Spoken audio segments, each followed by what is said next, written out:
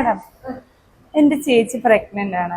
അപ്പൊ ചേച്ചിന് മൂന്നാമത്തെ സ്കാനിങ് കഴിഞ്ഞപ്പോ ഡോക്ടർ പറഞ്ഞു ആസ്പിരിൻ ഗുളിക സ്റ്റാർട്ട് ചെയ്യാന്ന്. പക്ഷെ ആസ്പിരിൻ ഗുളിക ഹാർട്ട് അറ്റാക്ക് വരുന്നവർക്കില്ലേ മാഡം? അതെന്തിനാ മാഡം?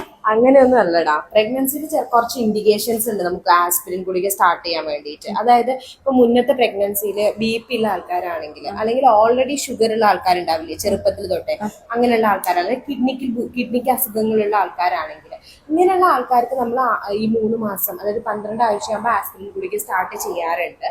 അല്ലെങ്കിൽ നമ്മൾ NT സ്കാൻ ഇല്ലേ 3 മാസം, അത് ചെയ്യുമ്പോൾ നമ്മൾ അത് യൂട്രസിലേക്ക് പോകുന്ന രക്തക്കൊള്ളിന്റെ റെസിസ്റ്റൻസ് നോക്കും. ആ റെസിസ്റ്റൻസ് കൂടുതലുള്ള ആൾക്കാർക്കും നമ്മൾ ആസ്പിരിൻ സ്റ്റാർട്ട് ചെയ്യാറുണ്ട്.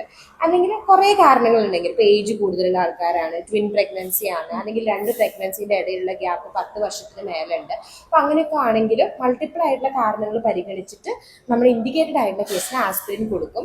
അത് നീ പറഞ്ഞ പോലെ ഹാർട്ട് അറ്റാക്കിന് കൊടുക്കണതല്ല, ബ്ലഡിന് അത് തിന്നിങ് ഏജന്റ് ആണ്. എന്നിട്ട് ഗർഭപാത്രത്തിലേക്കുള്ള ബ്ലഡ് സപ്ലൈ കൂട്ടും.